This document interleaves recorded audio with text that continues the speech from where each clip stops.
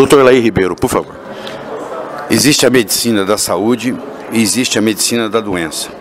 A medicina da doença é o seguinte: o paciente vai ao médico, o médico diagnostica que ele tem uma lesão. Se ele não apresentar uma lesão, o médico fala: ó, você não tem nada. Só que a lesão ela não se manifesta da noite para o dia. Existe um processo funcional primeiro para depois virar anatômico. Vou dar um exemplo. Uma pessoa, para ter um câncer de próstata, ele leva 20 a 30 anos desenvolvendo. O paciente foi no médico, o médico falou: você não tem câncer de próstata. No ano seguinte, agora você tem. Ele já tinha no ano passado, porque é 20, 30 anos de evolução. O que essa medicina aqui foca é o seguinte: é começar a tratar o paciente antes que ele adoeça. É otimizar a saúde. Para você otimizar a saúde, você tem que fazer a medicina pós-genoma. O que é isso? O genoma humano foi publicado em 2003. Foi um produto de 13 anos de trabalho, começou em 1990.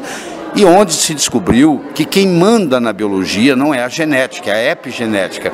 E você pode interferir na epigenética através da nutrigenômica, dependendo do nutriente que você usa.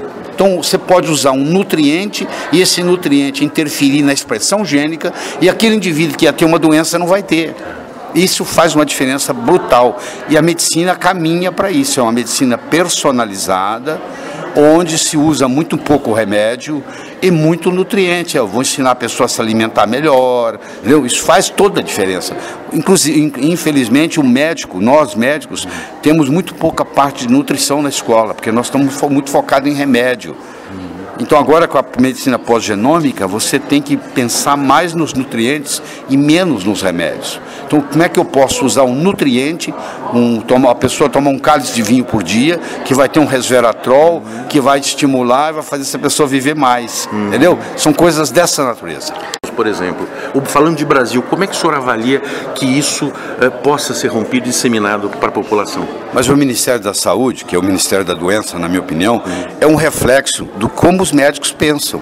Porque quem estabelece aquilo são os médicos. Então o que nós temos que fazer é mudar a cabeça dos médicos primeiro, para o médico mudar as leis.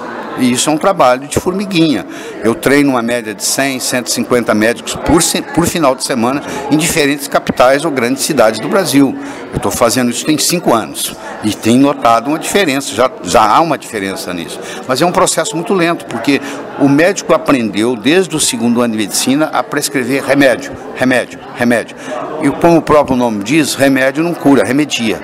Só faz isso, remedia. Se você quiser ir na causa, o Hipócrates dizia, há 400 anos antes de Cristo, que o seu alimento seja o seu remédio e que o seu remédio seja o seu alimento. Nós precisamos escutar o que o pai da medicina moderna dizia, que ele já estava mostrando o caminho, e o caminho é esse.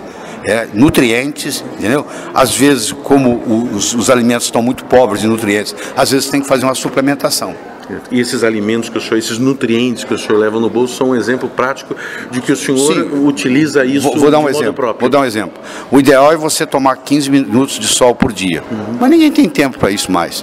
Nas grandes cidades os raios nem chegam porque é bloqueado pela poluição. Então você faz uso da vitamina D3. Que é o que o sol ia produzir de bom no seu corpo, entre outras coisas. É produzir a vitamina D3. Então, se eu faço suplementação com D3, 90% dos brasileiros têm deficiência de vitamina D3. Isso facilita o desenvolvimento do câncer, das doenças autoimunes. Então, muitas doenças que serão tratadas lá na frente poderiam ser prevenidas hoje com simples suplementação de uma vitamina D3 ou 10, 15 minutos de sol por dia. E falando economicamente, com uma redução de custo fantástico para o governo para ser direcionado para outras coisas, né? Por exemplo. Se algum dia os Estados Unidos quebrar economicamente, vai quebrar por causa da medicina, porque está chegando um ponto, eu não sei se você já percebeu, o seu segundo computador custou a metade do primeiro, o seu terceiro custou a metade do segundo. Na medicina não. Quanto mais a tecnologia desenvolve, mais caro fica o exame, mais caro fica o remédio. Então vai chegar um ponto que não tem mais jeito. O país vai quebrar por causa da saúde, da doença.